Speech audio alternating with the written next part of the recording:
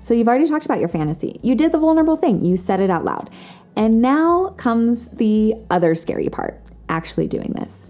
And this is where I see a lot of partners get stuck because suddenly it's not theoretical anymore. It's not in your head. It's real. It's bodies. It's feelings. It's that voice in your head saying, what if it's awkward? What if I'm not into this? What if I ruin this? Now, you're not alone. Acting on a fantasy is not about creating a porn scene. It's about creating a new experience safely and intentionally with connection and curiosity.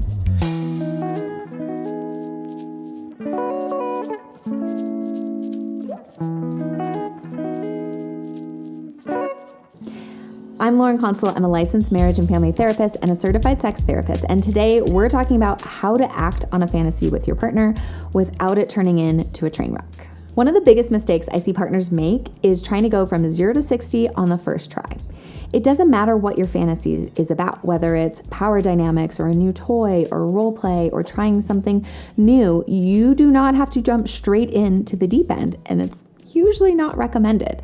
I'd rather you start with a small slice of the fantasy, the part that feels exciting but still safe. For example, if the fantasy is dominance, maybe you start with light restraints or verbal commands, not a full-blown dungeon scene. If it's bringing another person in, maybe it starts with dirty talk or mutual fantasy sharing or watching erotic material, not actually a third person in on the first time. You're really trying to learn how the fantasy feels in real life, not create it perfectly the first time. Because a lot of times the things in our head that we think we're gonna like may not be something we actually like in real life. And sometimes it's better than we thought it would be, but we don't know. So you wanna go really slow and take small steps so you can feel and process and talk about. You can always add more, but you can't take away something once you've done it. When you start to explore your fantasy, when you start taking these steps or slicing it thinner, you really want to focus on containment. Containment means what are boundaries that are going to help keep you feeling safe and connected, how you guys are going to communicate, and how you're going to take care of each other after the experience. So what this might look like is talking about what is absolutely off limits, and this may be off limits for now, and you'll discuss it as you go, but in this exploration, in this slice of the pie, it is off limits. What are the maybes? What are the things that you might be okay with? And you need to talk about what might lean it one way or another and how you're going to communicate about that. And what are the absolute yeses? Now, even if you say an absolute yes, you can still retract that in the moment of the exploration. And that's why you want to understand how to communicate this. But in general, it is this is a yes unless somebody says it explicitly otherwise.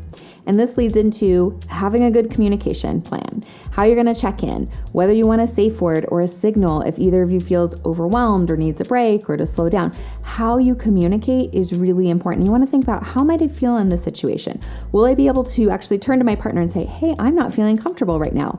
Or maybe that's going to be difficult. So maybe I need a shorter safe word to communicate with them. So really thinking through that. Another important piece to talk about that a lot of people miss is planning what you're going to do after. This aftercare is important because fantasy play, new things can stir up a lot of real emotions. It can be exciting, it can be sad, it can be scary, and aftercare is really important to kind of close out contain the experience. It kind of tells your nervous system, okay, we're okay in this. We are connected. So this might be showering together, cuddling, eating something together, sitting quietly. It can be whatever, but think about how you might feel and what helps you feel connected and grounded.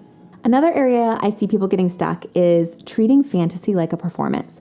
Oh, I have to look this certain way or I have to act this certain way. And you do not. This is not about impressing your partner or partners. It's really about experimenting together. And sometimes acting on a fantasy can really feel electric. And sometimes it can feel really awkward as hell. And sometimes you both end up laughing halfway through. And all of that is okay.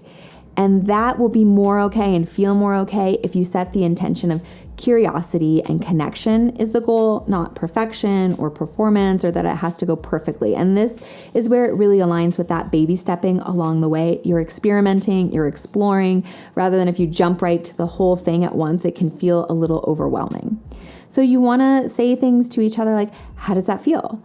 Can we pause for a second? What's happening for you right now? And these questions can really bring you back into the connection. It doesn't have to be, okay, we're doing the thing. We can't actually talk about how we're feeling. No, because you're coming back to your intention of curiosity and connection. And so when you have that as your goal, it can help bring you back to this isn't about doing the thing, it's about creating connection and experimenting together.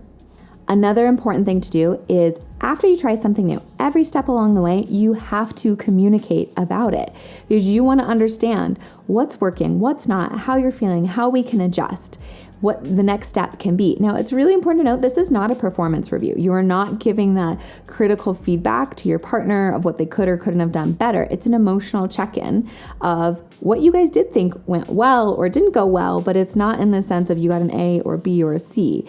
It's curiosity and connection. How did you feel about this? What came up for you? What did you enjoy? What didn't you enjoy? Can you imagine taking this a step further? What might that be like? You want to talk about all of those things. It doesn't have to just be, oh, it was great, it was fine. That doesn't help you. You need to talk about it in the whole context so you know where to go from here. And this is where most people skip ahead, but the debrief is really where that integration happens. It turns, okay, we did this thing into we learned something about us, going back to that intention, curiosity and connection. You know, whether you felt awkward, great. That's data that you have to help you move forward. If you felt turned on and scared, that's also information for you to have.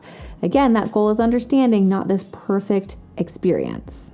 Now, sometimes exploring a fantasy hits deeper than you expect. It can bring up shame and jealousy or old wounds or fear or whatever it does. And that does not mean you did it wrong. It means you touched something real that needs to be addressed. All emotions are information and we want to pay attention to them and talk about them. If that happens in the moment, slow down. Do not bury it.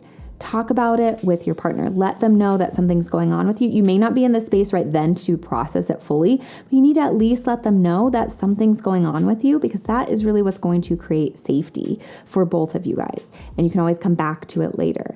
You know, you can say something as something came up for me. Can we pause this right now and just, calm down and snuggle and we can process it later. Now, if that fallout feels really heavy, a sex therapist can be really helpful in integrating what came up without turning it into a story of, we broke something, it went bad, we failed, or whatever. These are things that we want to work through. Relationships, intimacy, sensuality, sexuality can be really healing for these things that come up if we do it in a way that's very safe. Now, I hope you understand more that fantasies are not about turning your bedroom or wherever you are into a porn set. It's really about learning more about yourself, about your partner, and cultivating curiosity and connection because fantasies are invitations to connection and exploration. They're an experience with your partner. Now, some fantasies you may do once and never repeat, and some may evolve into deeper erotic patterns that really cultivate in your relationship. But either way, whatever it is, exploring with honesty and containment and lightness is really what makes these things special and really what I would hope for you as you explore this with your partner. Let me know what questions you have about fantasies in the comments below. And if you want more content on how to have more satisfying and secure sex and relationships, be sure to subscribe.